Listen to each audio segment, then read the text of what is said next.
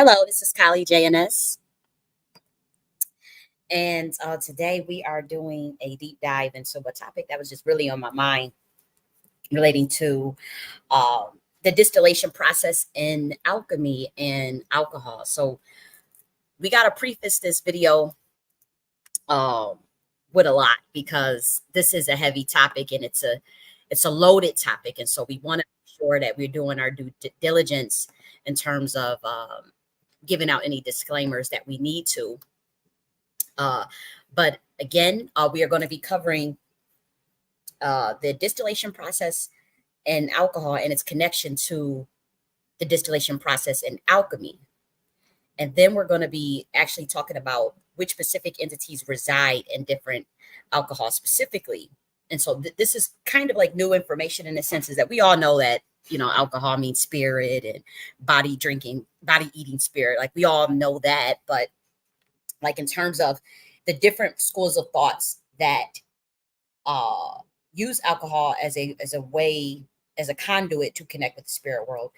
We want to talk about those practices, but also the origins. Like alcohol used to be used as medicine, and so uh, there was clearly a switch and a demarcation of alcohol being used as medicine, being used for in certain esoteric schools of thought as uh, a medium or a modality for a spiritual practice, and then it's not it obviously as like a social drink. It can have very dire ramifications for those who are not responsible with drinking, and it's kind of used now, so to speak, to where people say to relax or whatever.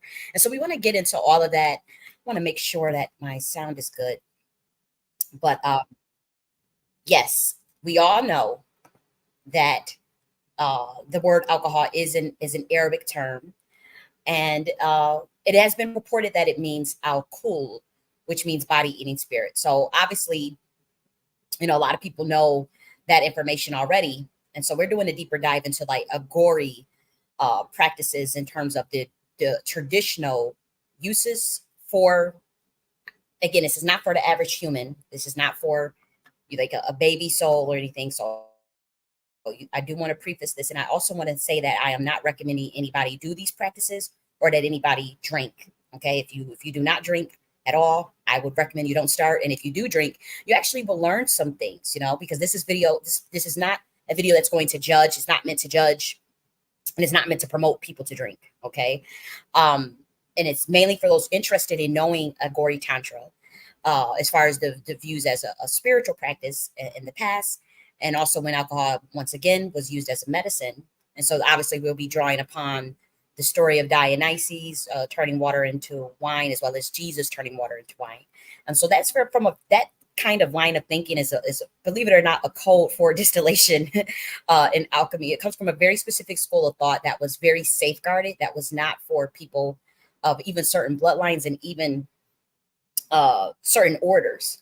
Okay, so this was not information that it's freely available now, but I'm saying in the past, the practice of using alcohol uh, for spiritual practices, in terms of ingesting it oneself to connect with certain entities for a specific purpose, that was heavily guarded. But people have always been using it as libations, as an offering. I'm not talking about that type of practice, because I would say that those that's probably listening to this video would most likely be familiar, with the fact that it's always been used as a libation or as an offering for the spirit world.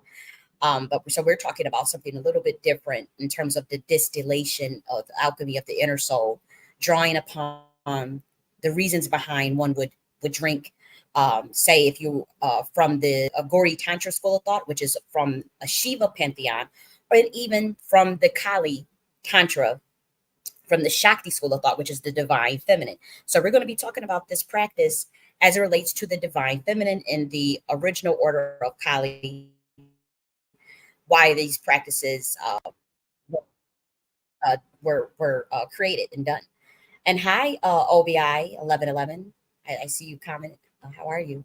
And so let's keep going. Now, I know maybe I shouldn't show this one because this article kind of like demonizes, and I'm not trying to demonize. I just wanted you guys to at least see that there's some that the meaning of alcohol uh, resides from Arabic linguistics and is named after Alkul, or Algol is supposed to be like some demon, some body eating spirit. But that's when, again, that's a specific school of thought. Not that's not the way that every um, order or mystery school views alcohol.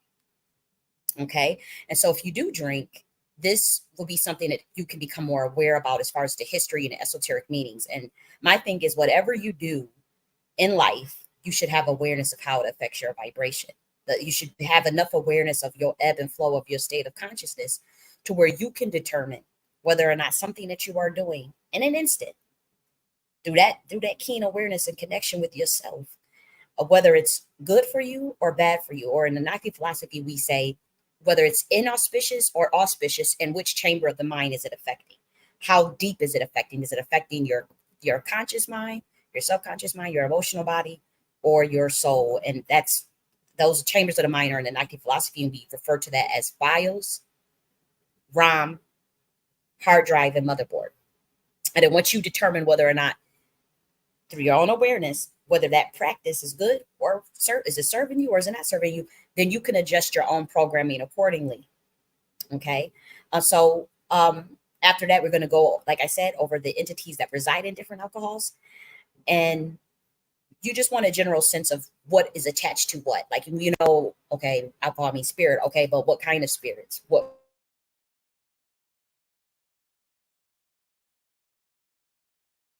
spirit resides in one that resides in whiskey, it's a different spirit that resides in rum, and how you can use that for libation and how you can use that even for your rituals. There's a lot of people, let's be real, a lot of people use alcohol in their rituals, and it is actually an extremely, extremely powerful conduit to connect with an archetype or a certain even density that you need, a resonance that you need, rather, for whatever your agenda is, or however, and again, this is for advanced people. I'm not recommending anybody to just jump head first into this. I always say, do your own research. All this stuff can be freely researched now.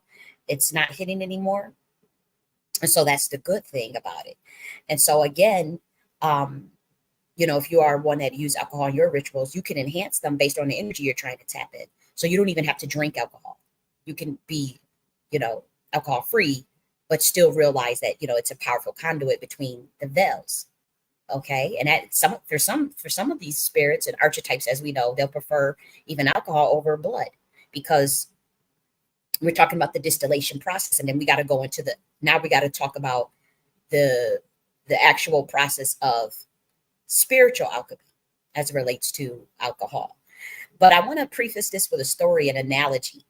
There was a brilliant story that I heard some years ago. I'm gonna say like 10 years ago. Whether the analogy is pretty much somebody asks you a question, right?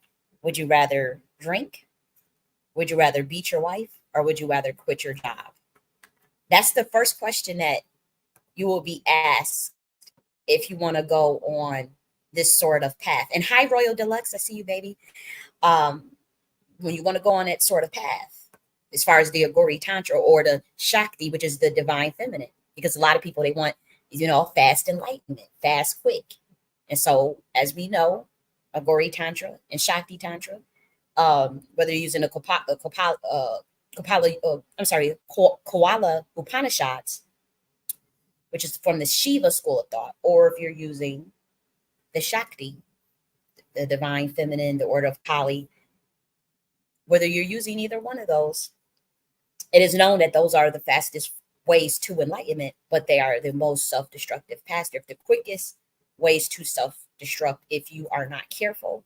It is not recommended for any baby souls. It is not recommended for anybody that honestly, we talking about you probably be in your 40s and your 50s before you even learn these practices. After you don't went through all of the other mystery sciences at mystery schools, after you have spent a decade or mastering just certain forms of meditation, studying different mysticisms at that, not just say, that particular school of thought. Like, you are to, before you even get to that level, you are to be well rounded in various schools of thought, and that it will be your job to even back in those days. Obviously, it would be your job to travel. And again, this was only for like the nobility class and certain royal priesthoods, order of Melchizedek, um, those from the Nagas bloodline that tends to be in India. There's places in Africa, places in Americas, and those uh, royal nobility and those priests, the royal priestesses and priest rather, they would have to travel to different, even, geographic locations via boat, obviously, over water, to get to different land masses.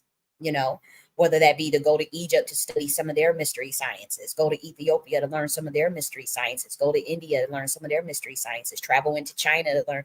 And again, this was a very orchestrated for very certain bloodlines, especially if you were in the order of Melchizedek. See, this is where Jesus lost years. Okay, it lost years from 12 to 32.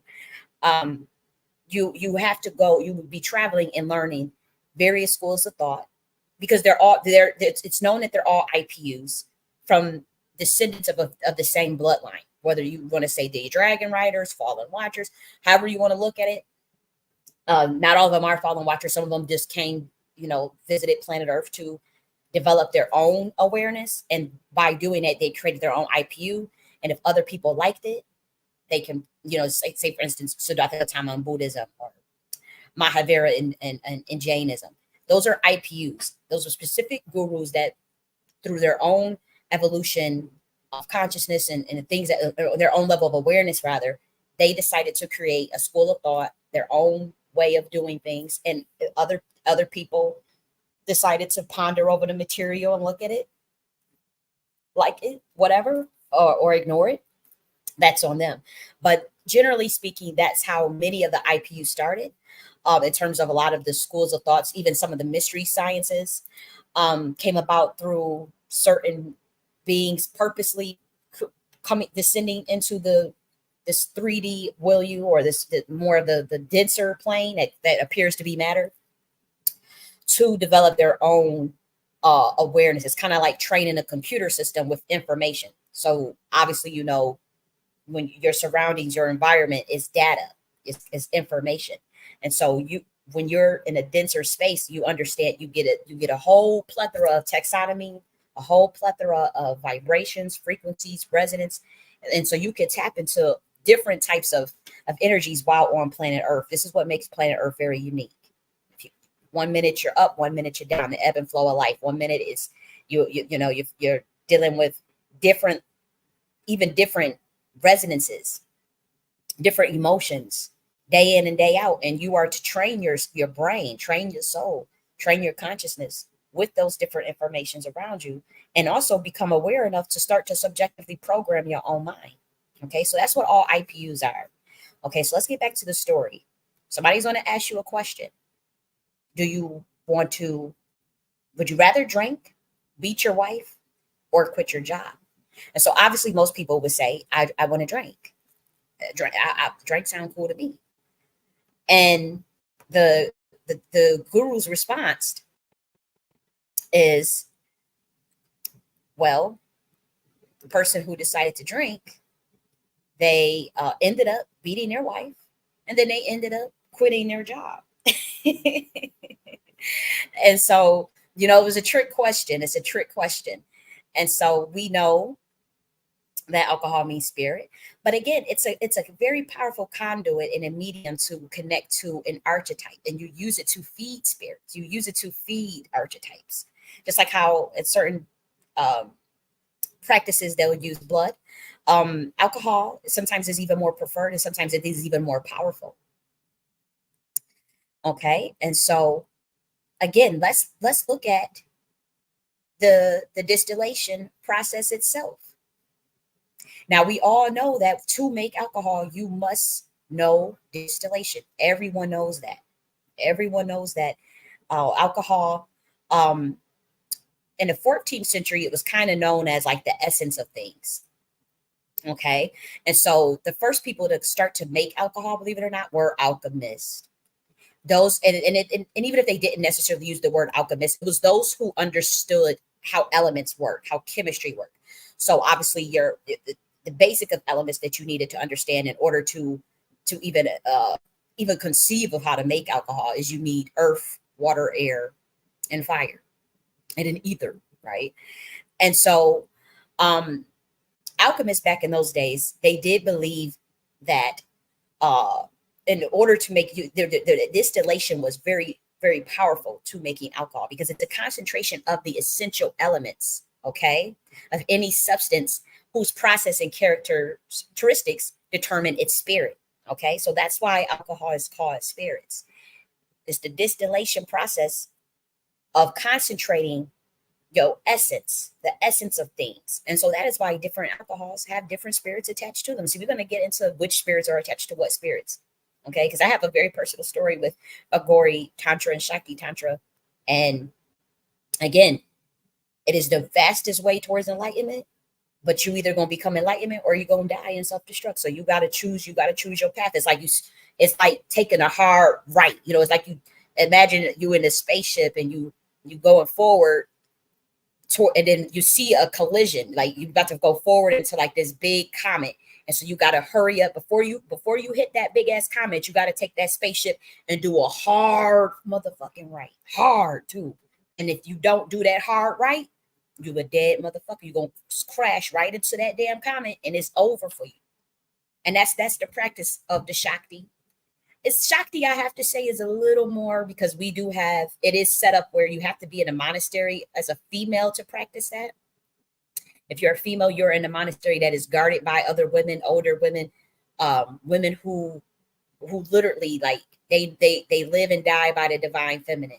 They protect women, and it's more easier on the women because it's more managed and controlled as far as the amount that you would get. Say if you are a priestess, the amount of alcohol you would get, the type of alcohol you would be allowed. You would most likely wouldn't be allowed any hard alcohol. Just probably just be wine if you're in the order of Kali. Now for the Shiva, the Aghori Tantra, that's kind of like an anything type go. That's real heavy stuff. And I'm not going to act like I practice that version of it to an extent, but not quite. But yes, in that school of thought, you know, you can do any alcohol there, and you know, it's not, if you don't make that hard right, when it's time to become enlightened and time to stop and develop awareness, you're a dead motherfucker. And it's as simple as that. And so again, alchemy, distillation, that is concentrating, that is pretty much developing the concentration of any essence. Okay. And what's important is distillation is how you turn a base substance and transform it into a higher substance through an ascending movement. That is literally what distillation in alchemical terms mean. Okay. And so you have to think of it as like we're all a unique spirit. You're a unique soul. You're a unique spirit. And you have to rise above a denser plant matter. That's how you get concentrated. You have to rise to your full essence. And so that is a part of distillation. That is the most important part of the process, is that you have to move from a baser substance into a higher substance through an ascended movement. Okay. So when you think of awareness of the transformation, it's the same thing of using a distiller. You're making a more complete, you're making a more concentrated substance. And as we know, the term spirit, that dates back to around the 14th century. Okay, it was also used by alchemists during the 14th century. But again, it was before then, because this is more so like when it comes to the Renaissance and alchemy and distillation in the 14th century, that has to deal more so with like Italy. But this stuff goes back way before that, way before the 14th century. I mean, come on, especially if you want to get into Aghori Tantra. This is the science of the Nagas, serpentine, seraphim beings. Like, this is heavy stuff. Like, this does not go back to just the 14th century. This goes back to the beginning of time, when certain beings even taught humans this information in terms of how to even make alcohol. Okay. And so distillation becomes very powerful. So now you know what distillation in alchemy traditionally meant, but then you also know that in order to make alcohol, you must have distillation. And so that's where the connection comes from. And back in the day, it was also believed that you can use distillation to transform matter. So you can, like, say you have a base, you have your base metals, you can have a silver spirit, or you can um, have lead, you can have gold. Like, these are things that you could. The distillation process also refers to matter, but right now we're specifically talking about alcohol and the process used to extract the essences, particularly those of plants and fruits. See, so now we all know that when you make some alcohol, you're using some sort of maybe a yeast. Maybe if it's wine, you're going to be using grapes. If it's wormwood, you're going to be using thurgeon. Well, if you're making thurgeon, I forgot what was the wine? What was the name of the liquor that was made from wormwood? I want to say it was called absinthe. It was the wine that the wine that you make out of wormwood. But anyways, that's a herb, right?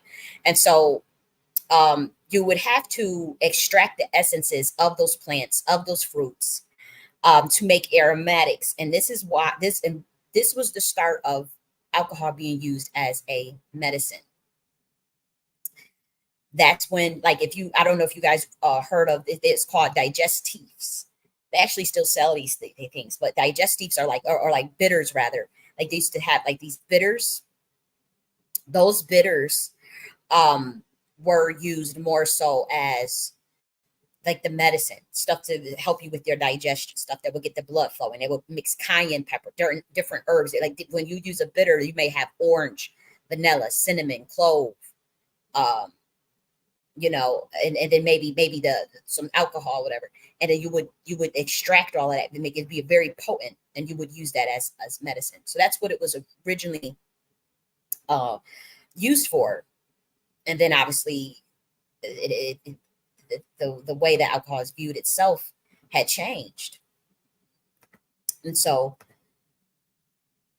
we can look at this. But as you can see, distillation in a spiritual sense is where you're stirring up those psychic forces. So in alchemy, as it relates not just to the science of turning a base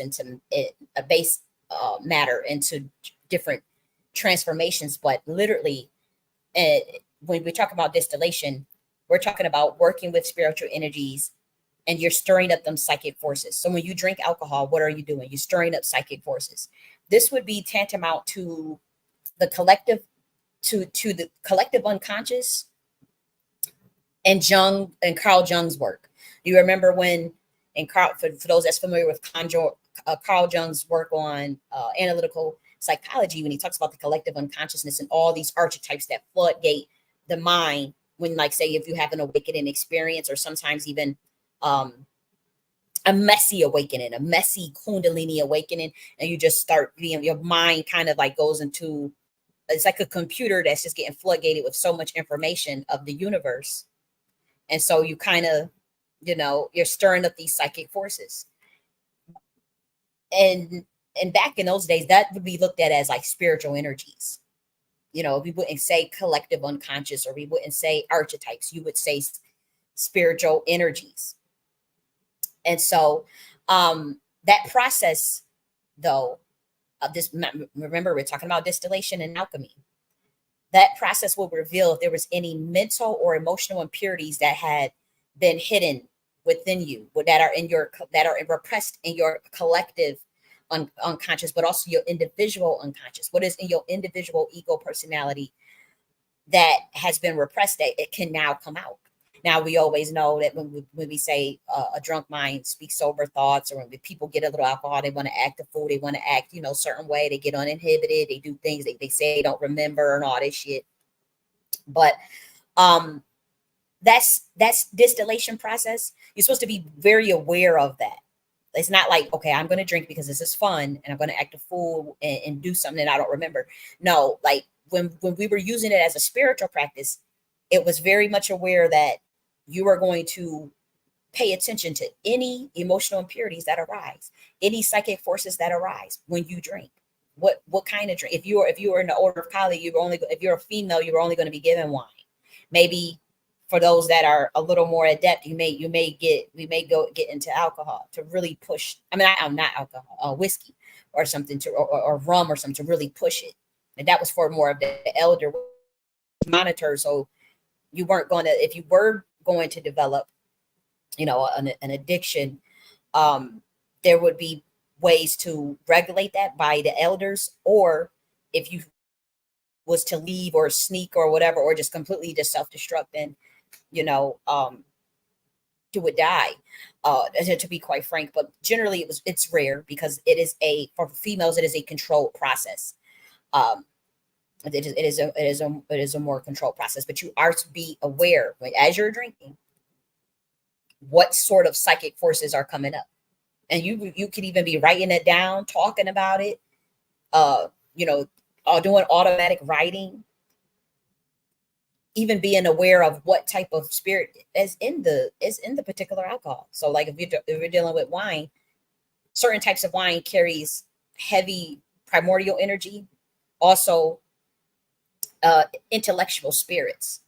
And say like certain types of wine, not so much the sweeter wines, it gives you a different vibe. Like if you're talking about dry wine, hard wine, I'm not dry wine and then sweet wine. There's different types of energies in those.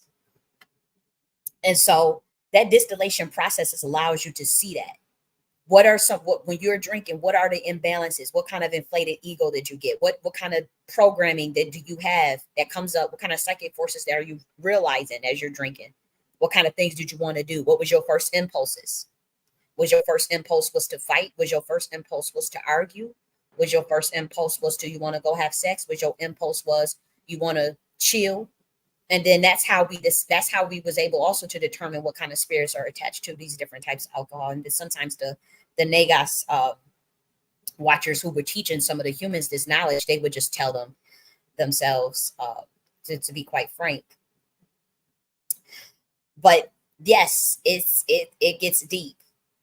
It gets very deep. Let me make sure that my sound is good. I don't think this video is not like too much of a heavy topic, so we won't have to really risk getting taken off the air. I don't think.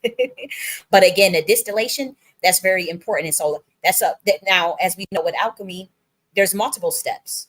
There's about 7 steps, right, for alchemy. And so you do have to keep in mind that we are only covering distillation, which is actually the 6th step in the alchemy of self-transformation. As far as spiritual alchemy, that is the 6th step. So again, this is a little more advanced if this video. So if you're not aware of like the inner alchemy of self-transformation in terms of the other stages, the first stage is calcination. Second is dissolution. Third is separation. Fourth is conjunction. Fifth is fermentation. Sixth is distillation. 7 is coagulation. I could probably do a series on this. Honestly, it is something that you can go and Google. And so that's why I probably won't cover a whole series on this, to be quite frank. And but if you guys are interested, that's what you would want to go look up the 7 steps of alchemy. And then again, part 6 is distillation. And that is your ability to merge with these collective archetypes, to understand those psychic forces and not be swayed by them, to not be attached with them, to not be identified. It's like you're already at the stage of awareness. So that's why we're saying, like, if you're at part 6 of the distillation and say you're in the order, or whether you're following Aghori Tantra or the Shakti schools of thought, if you're in the order, you have already developed mastery on certain types of meditation. You understand various lessons and various modalities of different schools of thoughts already, whether that be Sufism, Kabbalah, Commission science, the Advaita Vedanta, Buddhism, Judaism. Like, you already have a basis in all of these things. Like if you're at the distillation level, because you have to understand the ebb and flow of your own state of consciousness. When it's high, when it's low, what is the programming around you? You have to understand information theory. You must understand information theory at this level, because you have to understand that everything is kind of encoded, not kind of, everything is encoded with information. you could say sacred geometry, sacred mathematics, but it goes deeper than that because we're talking about taxonomy, we're talking about language, we're talking about various frequencies on top of of that relates to the thoughts and the concepts. You already understand that you are a spirit having a human experience. You already understand that you are connected to the cosmos and that you're playing, I won't say in a simulation, but you kind of realize that you're in control of your experiences. You're in control of your reality. And you have to program that reality. You have to program your state of consciousness. You have to program your mind. So at that level, you're aware of that. And so when you're going through that distillation process during while you're drinking or whatever, you realize, okay, this is what came up. This is the impulses that came up. These are the images. Sometimes you have to even pay attention to the images. Or what did you want to do? What did you listen to? What were you watching? And what are those psychic forces? What did it make you feel? Did it increase your consciousness or did it lower your consciousness? Did it make you feel guilty? Did you feel shame? Did you feel fear? Did you feel great? Did you feel uninhibited? Did you deny your soul desires? Did you cry? A lot of people cry when they drink, get emotional. You know, you want to pay attention to all those things and write down what psychic forces pulled that out of you. This is just the spiritual parts of those that would use alcohol as a spiritual practice. Okay, so distillation is that process of heating up all those concentrated psychic forces or spiritual energies rather that are that, and you're refining them and you're strengthening your own spirit man by developing further awareness of what are some of the repressed emotions that you need to transmute. What are the why? Now, perhaps when you drink, you didn't have any repressed emotions. You didn't feel any fear. You didn't feel any sadness. You felt good. You wanted to party and wanted to be with your friends and stuff. And in that sense, you pretty much, I would say, when it comes to distillation, you pretty much have made peace with all of those psychic forces. And so you kind of you're using it at a for a different reason at that level. That's for reflexivity. That's no longer using it as a conduit for deeper shadow work of understanding consciousness. And again, since it's for very advanced levels already, this is not for a baby soul to just go and, oh, let me drink and do this practice. No. Mm-mm. But the reason why, another aspect as to why the Aghori Tantra schools of thought, this is a part of the Shiva, why they would use alcohol, is because they really believed in, like, how do you transcend social taboos? If you embraced it in intoxicant substance, how do you get out of the illusion of all of this conventional categories? And so that would just mean, it's like they have this saying where it's like a baby has no discriminations, whether it's, say, their own feces, whether that is a flower. They don't have any discriminations because the canvas is so blank that there's so much innocence. There's so much innocence that the baby doesn't develop discriminations of, okay, this is bad, this is right, this is wrong, this is good, this is there, this is evil, this is, I stay away from this. There's no judgments. There's just a blank canvas, and you have that's the blank canvas of your computer. A newborn baby's brain is like, a blank canvas, and then they get programmed, unfortunately, by society, their parents, the TV, whatever's around them. And so what the Aghoris believe is that you have to get back to that state of transcendence. You have to transcend all of the illusionary nature of all programming, of all information that programs you. And so it is the belief that all opposites are ultimately illusory and that there is no duality. So on planet Earth, there's like this thing of contrasts and taxonomy. There's this, okay, this is the right way, this is the wrong, this is that. And see, in Advaita Vedanta, which is like non-duality, it's like you transcend, and you transcend everything. You don't have this idea of contrast. You don't have this idea of categories. You're starting to realize that you are a transcendent being. But I would also say and maybe they probably talk about this too, but you to be aware that you are already in this transcendent state. And perhaps I would say, at least in my order, you descend into taxonomy purposely to understand these different contrasts and this understanding of duality. But it's already known that you are already a transcendent being. See, humans, well, on planet Earth is completely done the opposite way, where you come in thinking you're born in a sin, you're wrong, you're this, you're that, and you have to develop transcendence and develop the spirit to get to transcendence. Where for me, it's the opposite. You're already transcendent. You come to have a human experience. You come to experience different forms of duality, taxonomy, categories, learn about betrayal, learn about growth, learn about eliminating ego, learn about, okay, this is what jealousy looks like. This is what this looks like. These, you're learning these things as a human soul. And everything around you while you're in a physical body is data, is content, is information that you use to program yourself. But on planet Earth, the way the matrix is set up is they program you. They want to program your consciousness. They tell you what schools to go to and what to learn and what's history and what's not, and what's good, what's bad, what religion to believe. They program your mind. That's subtle MK Ultra. And so humans get programmed into a box, literally as a baby, especially if your parents come from certain orders, whatever, and they got to follow rules and all this. And then you're pretty much programmed, and you don't necessarily develop awareness. Maybe you'll time loop. Maybe you will develop awareness. Maybe you will start to question everything you've been told.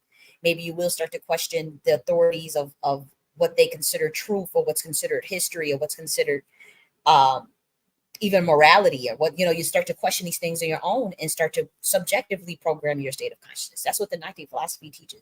Subjectively program your own state of consciousness, but you must become aware of your state of consciousness and what programmed it. And that's why we talk about filling out the chamber of self chart, which is the chambers of the mind. You're filling out the chambers of the self chart through the various facets of your emotional body, your conscious mind, your subconscious mind, and your soul. And you're looking and reflecting on all of the experiences that come up in your mind, all of the psychic forces that come up, and writing that down in real time. And then you're assessing what is inauspicious, what is auspicious, what was it good for you, or was it bad for you? And then you decide, do I want to keep it or do I want to transmute it? Now, if you say you want to transmute it, okay, what kind of new programming do you want to program your mind with? Like a computer. Okay. What did you want to manifest? What were your desires? And this is what my whole Gnostic philosophy teaches, this whole system. Okay. And so it's a little bit different than, say, like the Aghori and Shiva, and even the traditional Shakti school of thought. There's some very, very much similarities as we talk about, non-duality in a sense as well, in terms of transcendence, in terms of not becoming identified with information, with the content around you. Don't become identified with it. And then you must realize that it's constantly impermanence, which means it's always changing. And you must always realize that it's always duality. It's either inauspicious or auspicious, but you are in a physical body. But you're still supposed to realize that you're always transcendent. And so that's the similarity between the Aghoris. Like you are a transcendent being. You've come down here to program your consciousness with the information around you. Not just the information on planet Earth, but the principalities of the planets, which is all the seven sisters, the different planets, but also the universe itself, the galaxies, the constellations. It's all data. It's all data. But your level of awareness will determine how high you get up to them. So maybe you only programming yourself with Earth consciousness. Then maybe next lifetime you'll get to be able to tap into different planets and different, or maybe in one lifetime you can do it all. Don't let anyone limit you. But the Aghoris, they believe that if you attain an altered state of consciousness, you can then realize how much of your reality around you is an illusion through an altered state of consciousness. That's what they believed. They believed in, they're not a death cult, but they believed in the endless cycle of birth, death, and rebirth. But how do you seek liberation from that? And so in some school of thought, you have asceticism is believed. That's the way you get there. Asceticism is pretty much you abstain from alcohol, you abstain from sex, you abstain from the conventional categories of the social world. You just meditate in a tree somewhere, or maybe a cave. That's one school of thought that's also in the Shiva pantheon, believe it or not. The Shiva, there's two different schools of thought. You have the Aghori Tantra, which is part of the Shiva school of thought, and then you also have the asceticism. So you have to in their pantheon, you have to choose. Did you want more of the ascetic lifestyle, or did you want to experience with the Aghori? See, it is a belief among priests and priestesses that the left hand path, which is the path of the divine feminine, or the Aghori Tantra Shakti path, those are faster ways towards enlightenment than if you go through asceticism. It's harder. It's not that it's harder, it's longer. It's safer though. If you go through a path of asceticism, it is safer. That's just facts. It's safer, but it's longer. Because you're not actually experiencing a lot of the contrast while you're in a physical body. You're pretty much still wanting to stay in your transcendent state, whether you're doing it through meditation or mindfulness or developing of who is the self. And you're it's a lot of meditation. There's devotion, maybe even prayer, and so asceticism, you're abstaining from foods. You may not eat meat. You may not eat certain things. That's what asceticism is. But the Aghori Tantra, anything goes. But when you better make that motherfucking higher right before you self-destruct, and you better get enlightened. And so you can become enlightened within 2 years. We're talking about like high level shit, like you're able to connect to the information of the galaxy, all planets, exoverse, multiverses, universes. You can create your own parallel universes. You can start programming matrices, that type of high level stuff. But that is for certain bloodlines, and that's it wasn't the left hand path of the divine feminine is not just taught to just some random ass humans. They're not regular. This was very much guarded information. You can Google all this stuff now. Everything I'm telling you, it still takes years of study, but like you can look it up. You can buy a book on this type of thing, and so it's not as heavily guarded. But then you see the information got into the wrong hands. When you look at the music industry, that is the practices that they are using from the left-hand path of the Tantra, Aghori and Tantra's Shakti Tantra. Drug, sex, rock and roll, anything goes, sex magic, psychotronics, all those things that's in the entertainment industry, subliminal music, like that's coming from that school of thought. But most of the people that's in that industry, do you see them becoming enlightened beings? They may know some knowledge more than the average person, but you see how a lot of them crash and burn. A lot of them may even self-destruct. We hear the stories of all these people that died of overdose. That stuff comes from those practices where you see, like, even say they talk about the Diddy parties with their little rituals, with all the alcohol and the drugs and the sex. That comes from Aghori Tantra, but there's a bastardized version. So anything you see that they're practicing in the music entertainment industry, you already know is bullshit. It's botched science. So this is when somebody steals someone else's information or tries to interpret it and then misinterpret it, or even reverse engineers it purposely so that they can mind control people. These practices have been reverse engineered. And so you must know that. You must, like, that's something that's what you see in the music industry. That is not what we're talking about. That is not what I would even promote. But that's where those ideas came from. When we talk about like how esoteric sciences of the East made it into the West and was adopted by Western occultists, a lot of unfortunately of the Hindu information was bastardized. The Eastern occultism was bastardized by Westernism, just like the sciences of Africa. Commission science was bastardized. Shamanism in Americas was, anytime they got their hands on something, they start messing around with stuff. Very powerful practice of the Mayans. You guys know all even some of the practices of the Mayans that have been adopted by Western occultism, and has been bastardized. The whole idea of the left-hand path is completely, to me, from me looking at it, I'm like, okay, they are clearly somebody got their hands on some information and didn't know what the fuck they was doing with it. And you can see the whole entire industry, the evidence of that. And you could tell they know some things. Like I was, you know, even if you listen to the codes and the music, you listen to you watch the music videos, you can see like high level craftsmanship. You can see high level codes, information that can actually help you if you're trying to put pieces together. Because some people know some shit. Like say you listen to Earth, Wind, and Fire, those brothers are bad. They know information. They know shit. You're gonna learn some stuff from them. They'll give you some keys. But they only speaking to people that's on their level, I have to say. These are probably people that spent a good 10, 20 years studying some stuff and use that to craft their music, excellent music, put codes and stuff, and whoever can understand them, they'll get it. You know, that's just one example. I was just listening to, you know, Juvenile and Birdman, the song Bounce Back. There's so many hidden codes in that, it just fly over people's heads. I mean, it's like, it's absolutely amazing. I've watched that video like 10 times back to back to back. And I'm just like, whoa. And it just seemed like a simple thing. It just seemed like a simple, mundane video in the hood. Some nigga shit and some hood stuff. And I'm telling you, it is a very powerful, like it's like powerful. And I'm like, whoa, this just flew over everybody's head. I'll break it down one day. So you can't, I'm not trying to knock, you know, the what people would know, or not trying to downplay anybody, but I am saying that whoever is the power brokers of the entire music industry, which we go into like Fallen Angels probably, they bastardize some information from various mystery sciences. And that could have been by design to control the stars, to control them.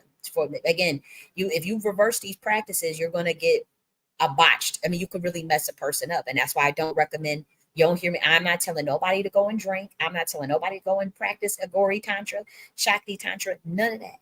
None of that. I'm not telling you if you don't drink, I would say don't start. That would be my advice. Don't start. But if you already drinking, you know, at least this is information I think could help you develop more awareness in terms of like the distillation process, understanding them psychic forces, understanding like, okay, when you drink, what do you feel? Why are you drinking? You at least want to develop awareness of why you're drinking.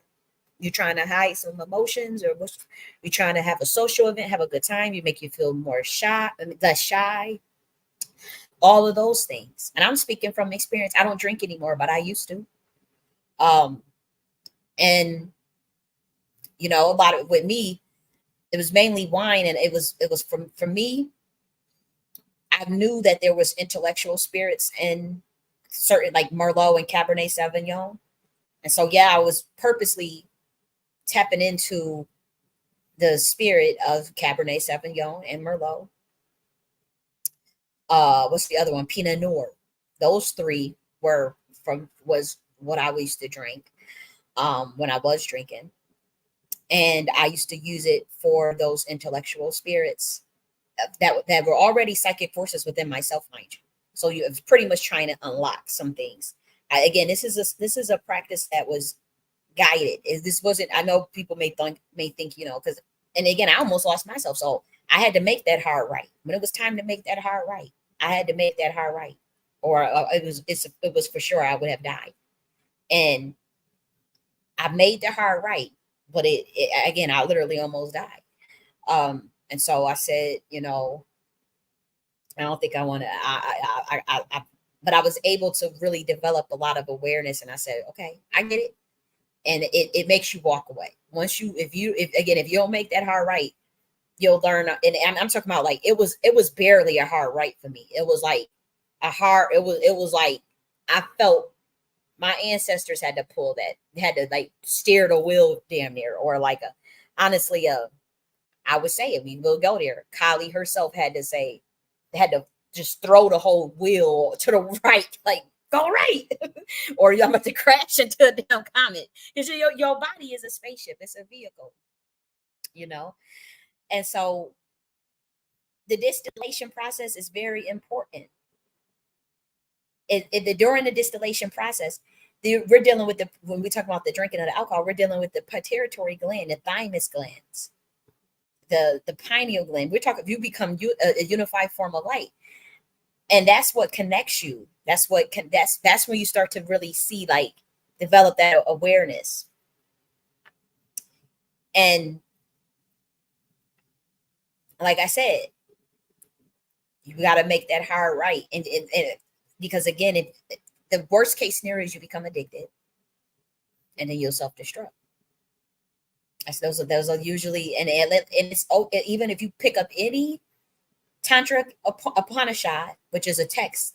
These are um uh sacred texts. If you pick up any Tantric Upanishad that talks about these practices, they always warn you before you open up that book. Even before you open up the book, it's literally warnings all on the book. Don't touch this stuff. If you're not advanced, don't go near it.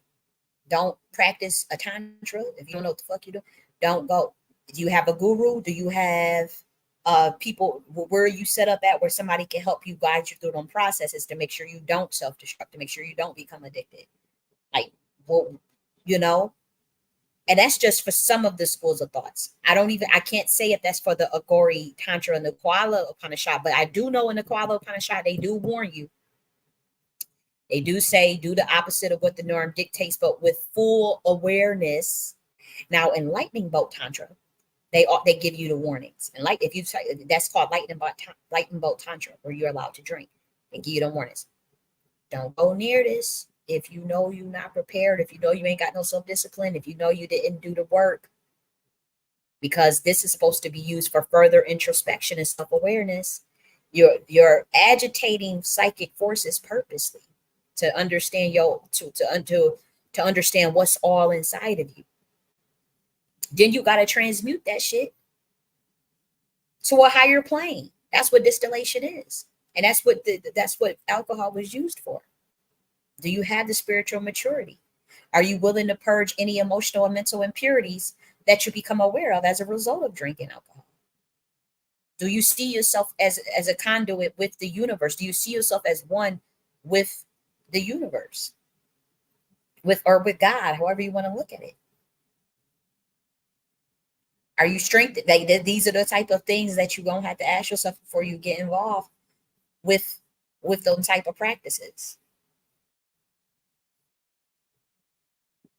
It's very, very deep. And again, I don't recommend I'm not recommending any of these practices to anybody to pick up. I have to say that. But there are people that currently they currently drink. And so I think that if we at least know that at some point, alcohol was used as medicine. Let's see if we can find, you could see what I'm talking about. Alcohol, and these were called bitters for health. Let's see if I could find something. I think pretty much I'm speaking to the choir. This might be a little bit kind of redundant maybe for you guys. But yeah, bitters, they used to boost the immune system. They can curb sugar cravings. They can be used for digestive health. I used to buy bitters. Like I said, I don't do anything with alcohol anymore. And I'm not judging anybody that drank. It's just, I've learned, for me, that was a lesson I had to learn. And I had to learn that lesson in this lifetime, or else I would have died. And so, that's something that was my journey. So that's why I don't have no judgment on what somebody else is doing. But for me, in my journey, I almost didn't make my heart right, is what I'm saying. And we're talking about, I used to do lectures and stuff. I had to do some paid events with teaching, right, on Clubhouse. And I have documentation of like the responses I would get from people. I used to take screenshots because it's encouragement. It's encouragement to keep going when people give you feedback and tell you what they like, what they didn't like, or what kind of questions they ask. And so I would, after my lecture, on Clubhouse, if you do a lecture, or they used to have the chat, or people come up and give you and give you a response. So I used to do a lot of teaching on Clubhouse, and sometimes there would be paid lectures. Like it's about 3 hours long of just me teaching. And no lie, people used to be like, "Oh, this is such amazing material. Oh, this is such this is that. This is genius." And nobody ever knew of I was perfect. They had no idea. I mean, the people that was close to me kind of knew, but like they had no idea I would have me a big ass cup Damn, Cabernet Sauvignon, because I would be purposely tapping into psychic forces within myself that I knew were highly, highly intellectual and primordial. And I would get zooted and booted and just go off straight off the dome, have some notes that I done typed up in advance, maybe, and just go straight off the dome with my lectures. And then people would be like, oh, so they had no idea I was that zooted and booted. Because again, that was a practice that the Shakti Tantra practice is a very guided. It's something that if you have knowledge of what you're doing and awareness, you'll be shocked at the levels of even when you talk about the distillation process of going from a baser level to a higher dimension. There's very few alcohols allow you to do that, but there are some. And Cabernet Sauvignon, Pinot Noir, and Merlot are some for me that does that. For my bloodline, dry wine is very important to royal priesthoods. And of those psychic forces combined with my own primordial energies, that honestly would allow me back in those days. I don't need it because again, it allows you to see the illusion. It is illusory, even the act. So you don't need it. And then there's a delusion in thinking that you need it. And so if you develop a dependence on that, then that's the part of the self-destruction that we're talking about. So that's why I'm not recommending anybody to do that. But I'm just letting people know. I know that there were people that probably listened to them lectures, because I remember people like, wow, this information is this information is that. And they didn't realize it's kind of like being like connected to like an autopilot autopilot of your higher self, of the highest level of your soul, and remember it literally just going off the dome. And so they didn't know that, but I knew that. And so they were like, oh, this information is so good. Again, I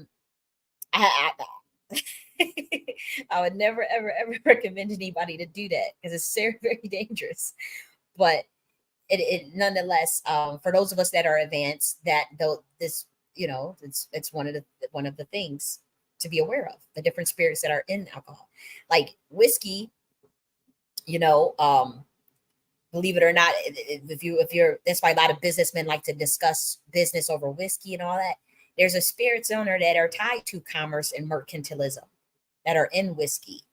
It's a very masculine spirit, but it is a spirit of commerce, a spirit of serious discussion. It's a very serious spirit that's in whiskey. Rum, you get more of that. It's a fighting. Not that you're going to fight if you drink rum. Don't make no mistake. I'm not saying if you do these things, this is what it'll make you do.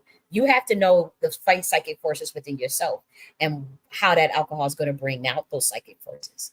And so, say in rum, when you're dealing with rum, you would see, even in certain rituals in Vodun in particular, you may offer rum to one of the war deities, war gods, or you may drink rum to get you more hype, get you in a battle mode, and so there's I wouldn't say they're war spirits, but there is some war energy tied to rum. I mean, again, you can also you can make a pina colada. You can do with rum. You can use it for a social activity. I'm not saying that you can't. I'm just saying like the deeper essences. And that could be because of the components that make up those particular alcohols. But as you can see, these bitter guides, it wasn't just for cocktails. Bitters have been used, as you can see, they were used as medicinal herbs and botanicals. They were preserved in alcohol and tied it as a cure all. You can make your own bitters. You can make bitters with if you don't want to do alcohol, if you say you don't drink, you can use apple cider vinegar. And that's usually making tinctures. I used to make my own tinctures a lot. It used to be so fun. I used to get rosemary, garlic, turmeric, fresh turmeric, and just instead of using, you can use either vodka to preserve it, but I used to use apple cider vinegar. So you can make your own tonics, your own tinctures, and your own bitters. And see, as you can see right here, it says these ingredients comprise botanicals that can use herbs, roots, bark, fruit, seeds, or flowers. Okay. And people use it in cocktails now, but again, it was used for immune system, malaria, as you can see right here. Medicinal herbs. So if you're going to use, maybe if you do drink bitters, or if you want to make your own bitters, maybe you start, maybe what if we see society, instead of using alcohol as a way to just party and drink and lose their mind and have an excuse to act a fool, maybe they go back to using it to make these bitters again, and these medicinal herbs, and to helping with curbing sugar cravings and whatnot. And so this is what bitters were used for. But again, you want it can still these bitters have alcohol in them, and you want to also make sure that you're not using poisonous plants or something that could you know uh harm your body. And so here was some bitters that was used. Wormwood was a big one. Wormwood used to be an alcohol. That's a very powerful herb. It's a very powerful. If you say you have parasites, wormwood get rid of parasites. It also makes you sweat. I love wormwood. But wormwood used to be used to make wine. But it was a very powerful wine. It used to have third joint. It used to be green. It used to be a green wine from wormwood. And they took that off the market. Now, it was good, used for health, but a lot of the men in Europe started getting really addicted to it. So they took wormwood off the market. But as you can see, burdock was used. Dandelion was used. Oregon grape, barberry, angelica, chamomile. Okay. Artichoke pill. I'm sorry, artichoke leaf, citrus leaf, licorice root, gentian root. I used the one with citrus pill before. I used to like those bitters. But here's some research, that you can look at these research for yourself. Like I say, always research things. Look this stuff up for yourself. Look at these links right here. Those are led to trusted sources. The National Institute of Health, which do we trust them? Not really, but like I would say peer reviewed research. Probably you could probably get some that's not just from the National Institute of Health, but from different sources, different publications as well. But look at this, bitters for liver. That would be your dandelion root, your chicory root. And so pretty much we're just making the case that, alcohol, the original alcohol, the original uses for alcohol rather, did have its roots in spiritual practice as well as health. So you see how far we've removed from that, because now it's the complete opposite. And that's all by design, but at least when people become aware, they can start to take matters into their own hands and start to program their own consciousness. Like maybe if you want to stop drinking, you stop drinking, or if you want to keep, maybe you make your own alcohol. Look at look how you can make, they call it bitters, but black walnut leaf, like you can use that in your bitters. You can make, it's easy to make wine. Everybody know how to make wine. You can make wine with pineapples, grapes, anything. And so maybe you want to add some wormwood and some burdock and angelica's root. Oh, sarsaparilla. Guys, sarsaparilla is the shit. I forgot about sarsaparilla, but guess what? It's a powerful diuretic. So if say you swollen, you got edema, you got any sort of swelling, that sarsaparilla, that's going to drain you all out. That's drained you all out. I love sarsaparilla. Angelica root is cool too, but that can cause spontaneous miscarriage, so be careful. Angelica root is very good for circulation. I love angelica root. And you got to figure, on top of the bitters, the actual health benefits and maybe the relaxant benefits, because it contains alcohol. Look at the metaphysical properties of many of these herbs. We talk about black walnut. That's a protective herb. We're talking about dandelion root, angelica root, which is a very feminine root, devil's club root, and so for those who know, like you could really take your stuff to a whole nother level. You got other bitter agents, and then you can add aromatics, citrus, turmeric, lavender to make your own bitters, to make your own alcohol. Mint, sage, lemongrass, all these things. They all good spices, fruits, however you want to do it. And so it says, before you make your own, learn the basics. Bitters contain two things: bitter ingredients and a carrier, which is typically alcohol. Though you can make non-alcoholic bitters, okay? And that's, I like, again, for me, I was making more so tinctures. I was using garlic, rosemary, turmeric, ginger. That was pretty much I was using, and I was using apple cider vinegar as my carrier. And I would let it sit for a long time, let it sit for a couple of weeks, and then use that as my medicine. But you can do that with vodka, whiskey. You could do that with any of them. And then here's, you got to know your ratios. And this is, you could, I mean, this is for those that's already into this stuff. You know, you've learned how to do these ratios, a 1-to-2 ratio to bitters for equal parts. Okay, so let's read that again, just in case. It says, where there is no set stone ratio for bitters, the general population is typically, the general proportion is typically 1 part bittering agents to 5 parts alcohol. Botanicals and aromatics are generally a 1-to-2 ratio to bitters or equal parts. And so you can store it in a mason jar, measuring cups, spice grinder. Okay. Those are some of the equipment that you're going to need. Your spice grinder. You're going to need a fine mesh strainer or a cheesecloth. You're going to need a funnel, some labels, some measuring cups. You guys know that. And see, glass dropper bottles if you're making tinctures. See, I didn't have the glass dropper bottle, so I was just using mason jars to make my tinctures. And it says, can it be alcohol free? Yes. But again, I think this is where you have to use the apple cider vinegar. So, you can use it glycerin too. You can use glycerin or a liquid sugar. I think if you're making tinctures, you can use the apple cider vinegar. Okay.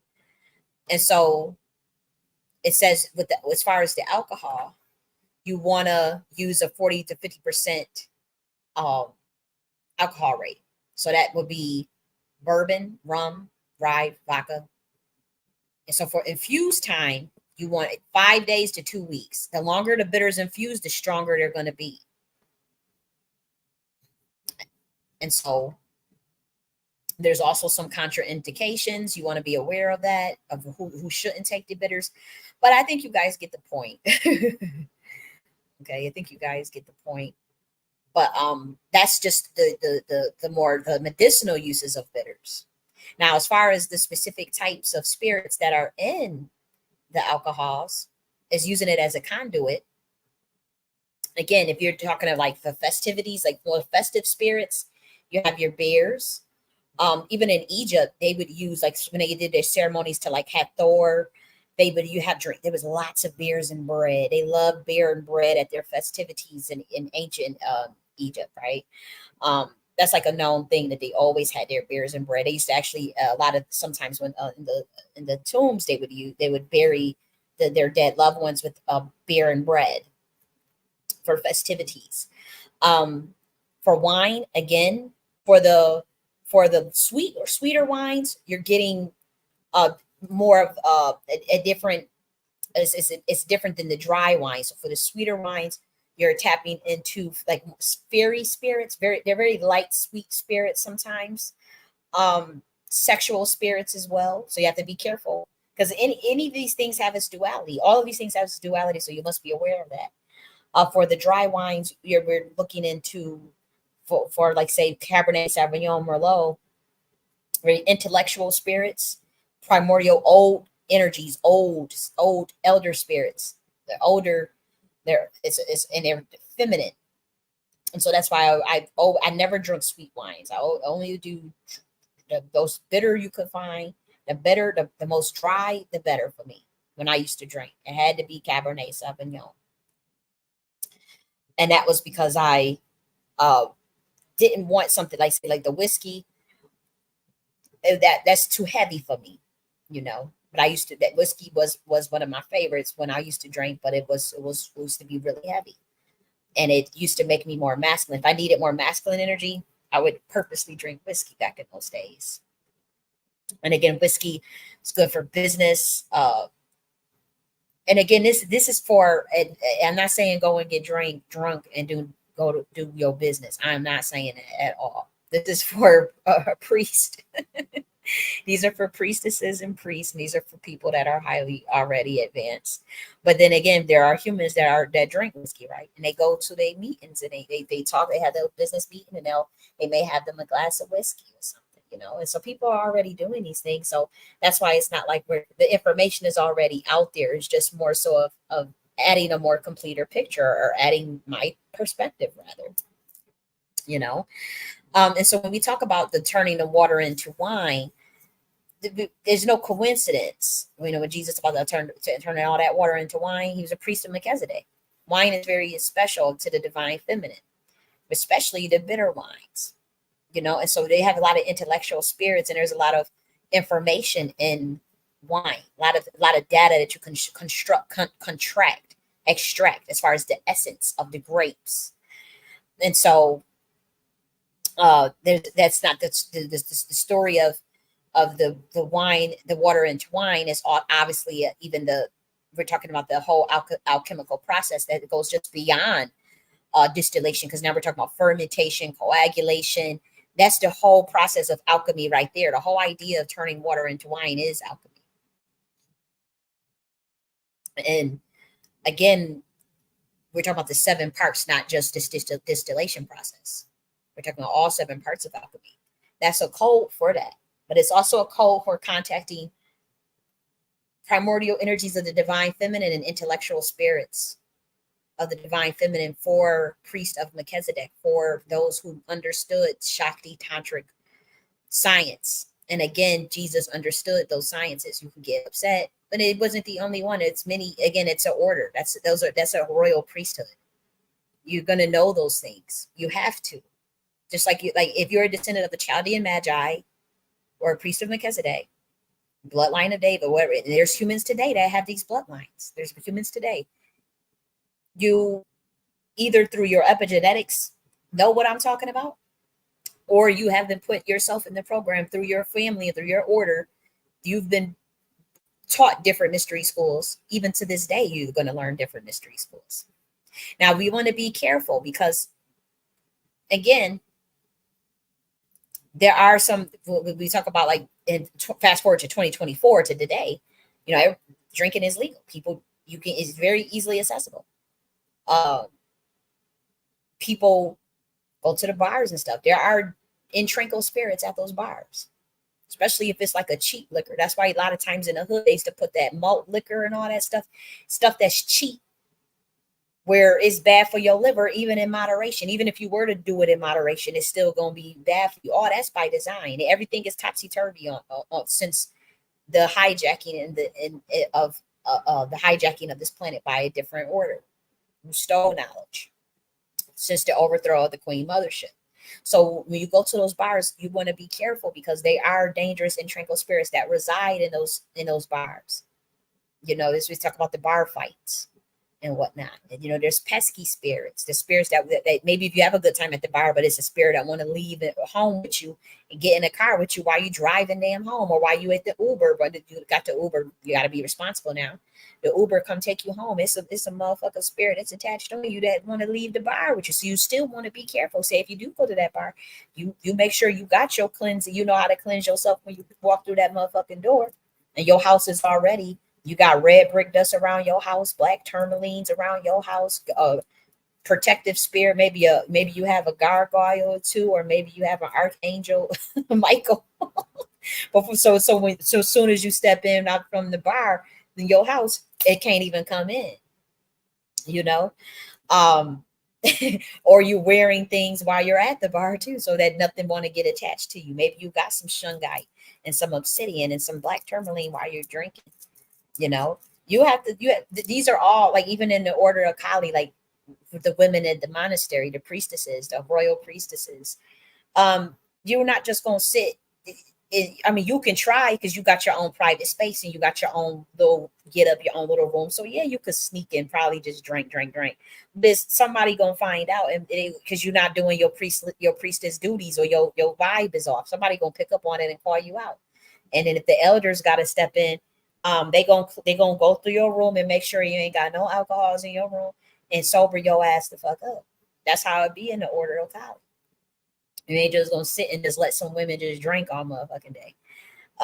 You got to make your heart right.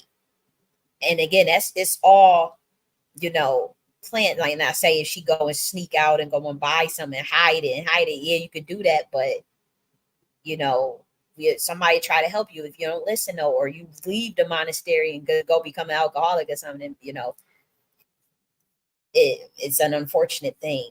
It's very, very rare, very, very rare that happens. But it on planet Earth, that can definitely happen.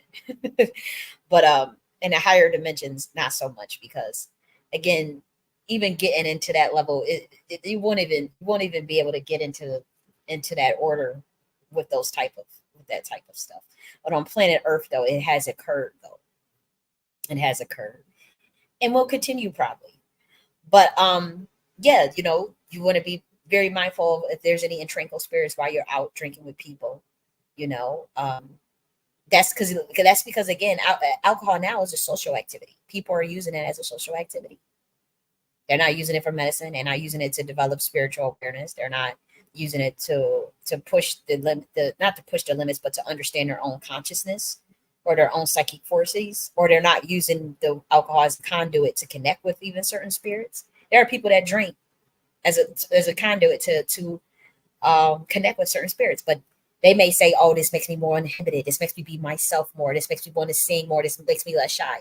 It's all an illusion, but you have to know that you don't need it. But there are people that do that, you know. And so when you're talking about the uh, the different types of spirits that's on these alcohol, wine. If it's the sweet wine, you're getting more of, again, that you be careful. There could be some sexual spirits attached to those wines. The light fairies are in those sweet wines.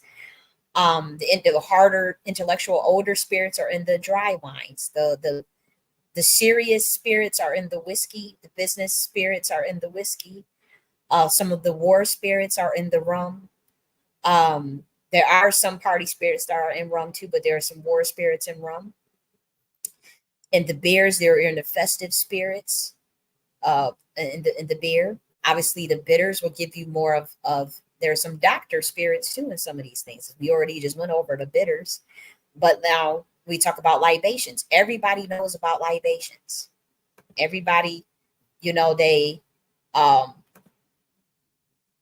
Let me make sure my sound is good because I just got. Um, oh, hey, Ob, you really living it up in that chat? I see you. Um, um, and we talked about, everybody knows about libations. Libations is what you use to feed the spirits. You may want to give an offering. And believe it or not, that there's a lot of powerful, powerful, powerful deities. When we talk about spirits, we're talking about archetypes of dimensions that kind of create. They could sometimes reside as in terms of like the level of energy. It could be a primordial, it could be an earth base archetype, primordial archetype, cosmic archetype. It could be from a certain dimension. It could be from an exoverse, a parallel universe. There's different types of. When we talk about spirits, we're talking about archetypes of dimensions and densities. But that is essence of information. It's the essence of data. That's a spirit. This essence. Now, some of them could be whole egregores. Now, if it's an egregore, we're talking about a database repository of information.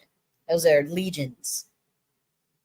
There's humans that can create egregores. I create egregores. You can create egregores at will. And so those are legions of information. But for human understanding, these are spirits or whatever. Like an egregore of love, an egregore of war, an egregore of peace. Those are repositories of information. Because you have, like, if you understand, like for those of us that are advanced, you understand that your brain is kind of like a transducer. It's like a transducer, a supercomputer, and that's just not even a good explanation for it, because your brain is way even bigger than that. Way even bigger than that. Man, it is literally a microcosm of the universe, the way the universe works. But when you think of a computer, you got to program it, you got to reboot it got to sleep, it got to reset, you got to program it to do certain things. The client server requests. Your brain is like a computer. It certainly is. And the information around you, your surrounding, your environment, is the data that you are programming your mind with. that you program in the computer brain with, like a damn video game. Now, if you become aware of all of this, you could. It's like you're playing a video game. It's like you're very aware in a simulation. Sometimes you become too aware that it's a simulation. Like with me, especially with awakenings, like if you become too aware that it's a fucking simulation, that feeling sucks, to be honest. And so you got to bring yourself down a little, you know, back down into the 3D realm. But it can feel like you're playing a video game. Sometimes you become so good at programming your own consciousness that you're manifesting at will.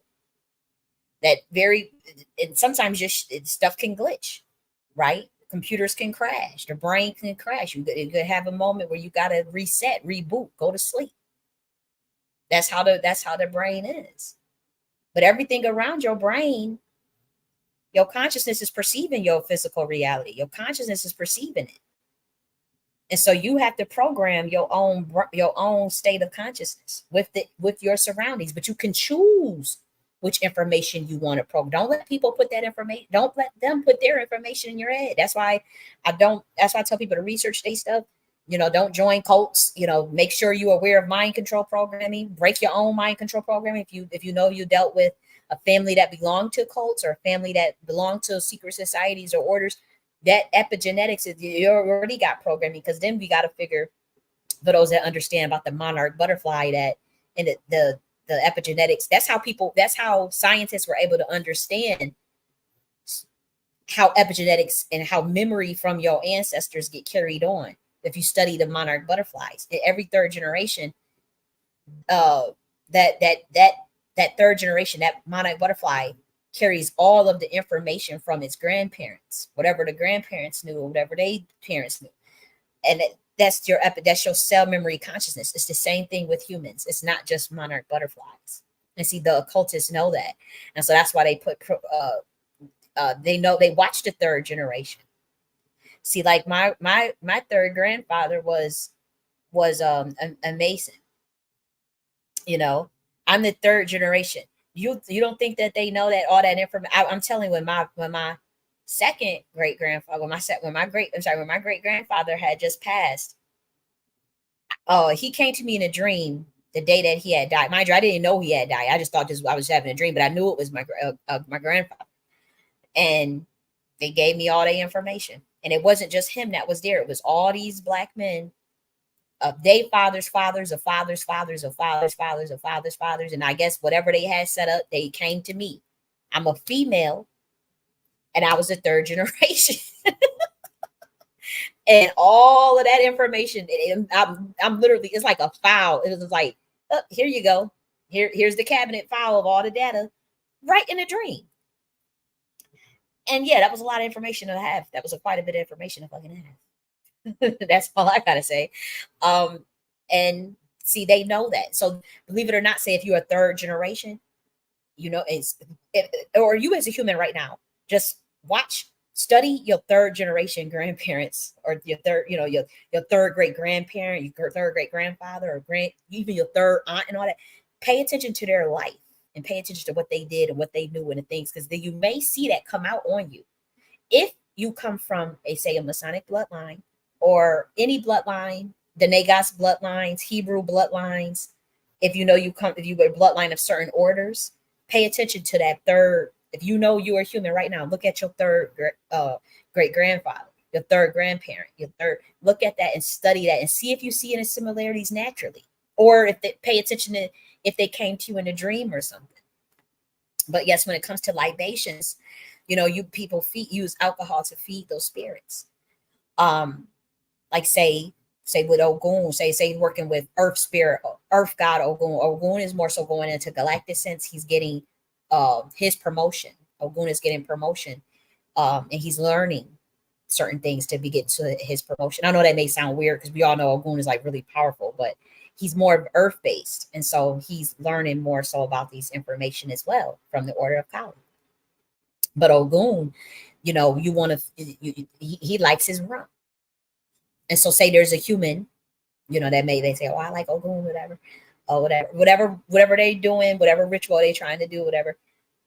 Maybe they give rum or grapes, a piece of raw beef or whatever, but grapes and rum, maybe some alcohol. Same with Zilidantor. Zilidantor, she can go either way. She can like she'll fuck with some rum, but you can get her some wine too, depending on what, if it's something hard that you that's like war, or something that like you really need some type of manifestation. Maybe you deal with hard rum. If it's something light, say you just want to look out, you just want to show respects. Maybe you do a light wine and some roses and corn based meals, or even some pork, uh, Haitian pork. And I'm not saying what I do. What I do is my personal business. I ain't trying to tell nobody what to do. This is my personal, this is just me.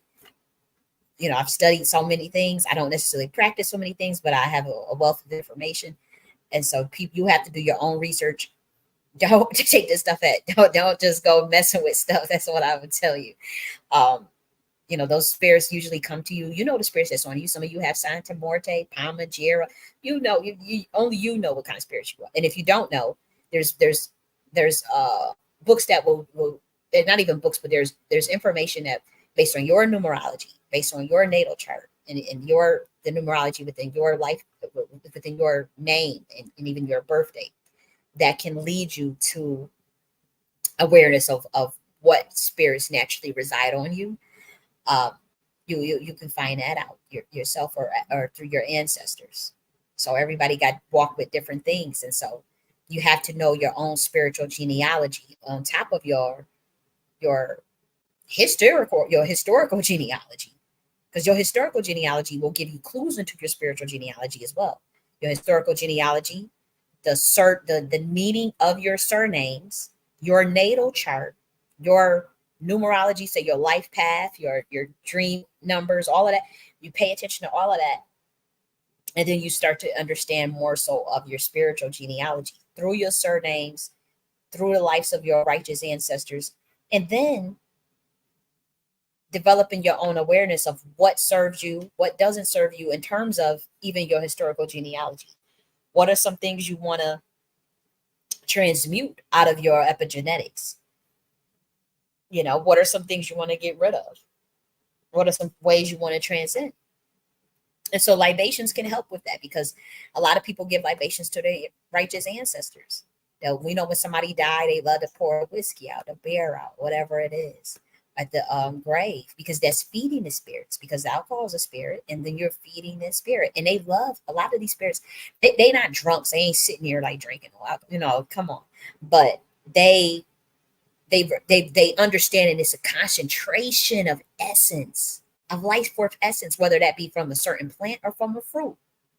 And a lot of them prefer that over blood, you know, because they're the element of of the transference of, and the idea of consent of transference of electrons. They don't have to deal with the karma behind it. And so a lot of them, they'll just prefer these hard ass alcohol, 150 proof rum. That send them spirit into a frenzy.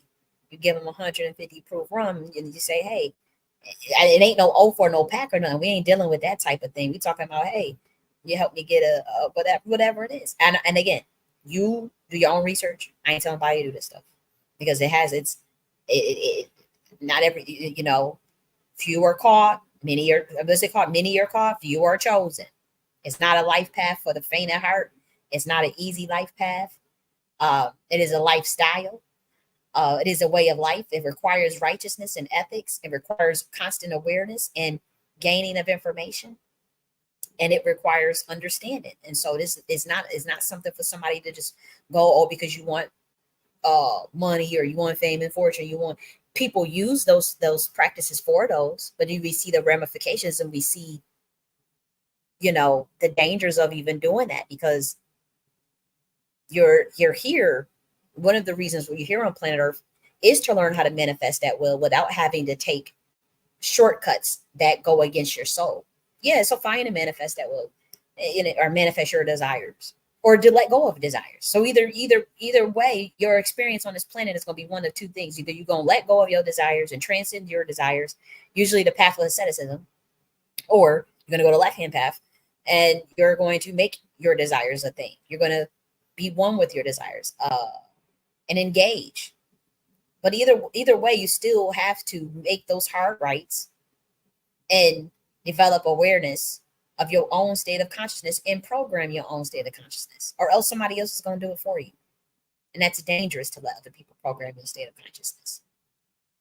And it's dangerous to mess with things without full awareness and get involved in something that could be over your pay grade when it comes to dealing with certain spirits. And so that's why the sex, drugs, and rock and roll stuff, lifestyle, yeah, it may be fun after a while, but most people self-destruct on that path. And so if you want to, even if you are one that's going more so, oh, I want to be one that want to manifest my desire, I want to manifest that will, like uh the Juan Kenobi, I want to be I want to have all this power, I want to have all this power. For what reasons? And for, you, it's like, okay, you take that path. Which way, how did you do it? Which methods and modalities did you use to get it? Did you create any energy deficits, and did you follow universal laws? And were you chosen? Because a lot of times with those entities, depending on the frequencies, they'll freely give you, they will freely give you gifts. They will freely, and even if it is a transactional thing where, okay, I'll give you this bourbon called rum when you help me get this, when you help me.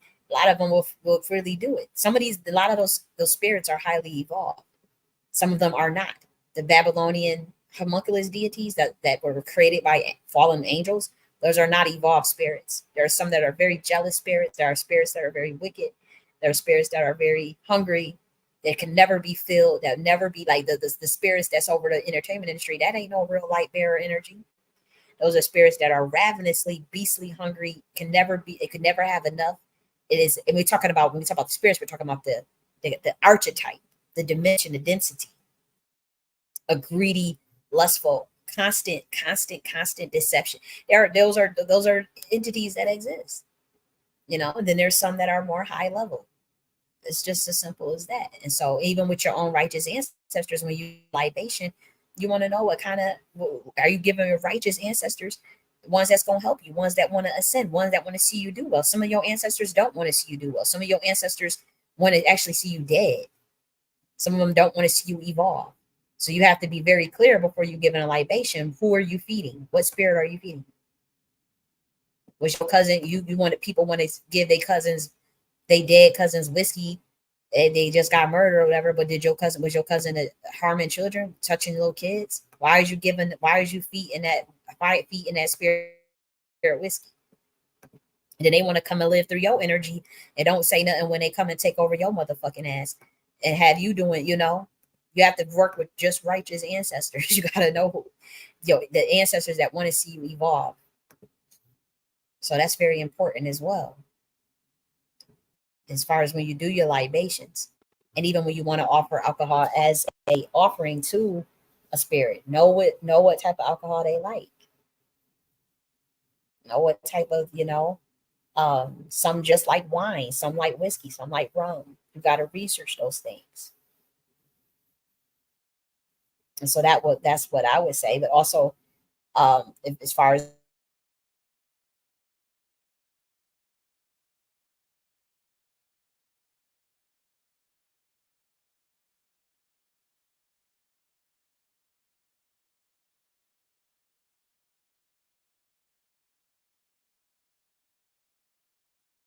you want some intellectual spirits, maybe you give your righteous ancestors bitter, dry ass wine. If you know you want maybe to manifest more love in your life, or more love in the epigenetics, infuse more infusion of love, maybe you give them some sweet wine, a libation of sweet wine. If you was a festivities, somebody just graduated, maybe you're pouring a libation of beer or something, or what's it called, the little wine cooler or whatever, sparkling champagne and shit. And so again, these are just different things. And then again, you don't have to drink to work with alcohol as a part of a conduit. You don't have to drink at all. The spirits, there are concentration of essences of, say, the fruits and roots and barks and veggies. And so the spirits like that anyways. It's a conduit. You just need to know which spirits you're working with, why, and what kind of entity you're trying to bring through the alcohol. But you don't have to drink it, and I would recommend you don't drink it. And if you are drinking, that's your business. Like I said, uh, start to become aware of why and the environment in which you do it, the feelings in which come up, what it makes you want to do, what it makes you like. When I used to drink, that shit used to make me think.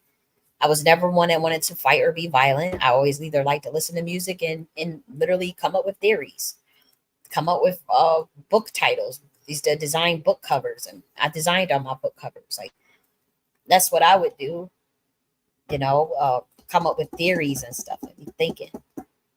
That's what it used to make me want to do.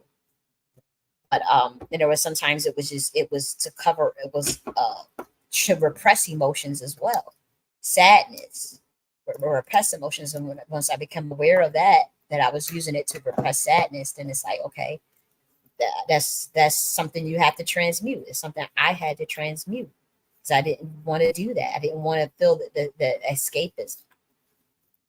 I didn't want to use, and again, like I said, I almost did not make my heart right. Again, your body is a vehicle. It's like a Merkaba, it's like a spaceship. Your body is a spaceship, and so if you drive in your spaceship and you see this big ass comet, that's what the Aghori Tantra path is. That's what the Shakti path is. But remember that analogy when we talk about the left hand path and the path of the divine feminine. The left hand, for those that want to brag about the left hand path so much, don't practice Western occultism. Left hand's path version, please don't. It's watched. It's bastardized. But if say you in that spaceship and you going, it's a big ass. I just imagine a big ass comet in front of you, a big comet, and your spaceship is heading right towards it. You just going dead on. You're about to have a dead on collision, and so the comet represents like the alcohol, and you drive it towards and until make sure that you don't have that destructive moment. You have to do a hard right on that left hand path. You have to do a hard. It's a hard right too. And if you're not fast enough, if you're not quick enough, if you're not aware enough, if you didn't shift your gears enough, if you don't drive your vehicle hard well enough, then it's over for you. You either have addiction and die, or you screw up your life. And so you have to when they want to promote all this alcohol stuff, they need to talk more about the spiritual elements of it, but they also need to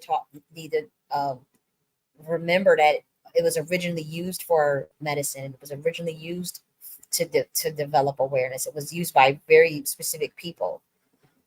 And then say the lay people, the commoners would probably use it to just, to get drunk or whatever, have a good time for social.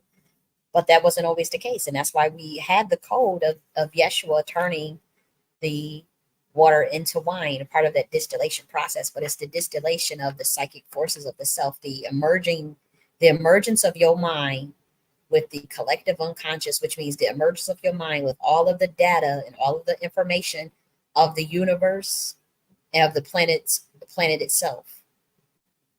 And that is interdimensional, because at some level you may only be emerging your mind with just the earth collective unconscious. You may be only emerging your mind with just this solar system. Some is emerging their mind within the galaxy of information, the information of the galaxy itself. There's levels to it. It's all not just one thing.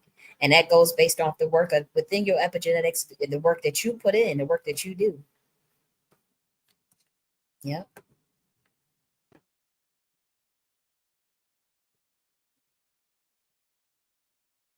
Yep. So that's all I wanted to talk about. That's what I wanted to talk about. It was just real quick. It was just something on my mind, just those because I was looking at that alcohol, we talk about like that demon and spirit that from I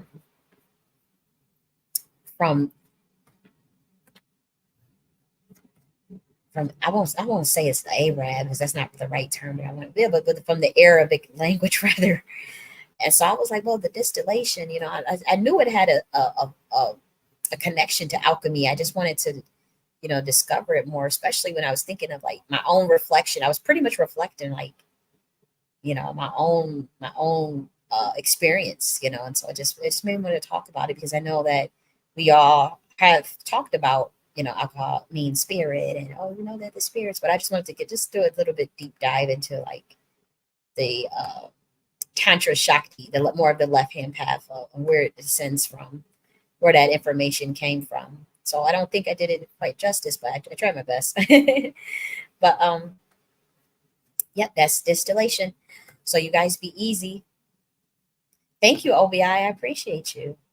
I appreciate you. Oh, that's a nice little I love that your avatar picture. What's that? It's the angel wings with 333 and then the Merkaba, right? Wow. And I know Royal Deluxe came in at one point.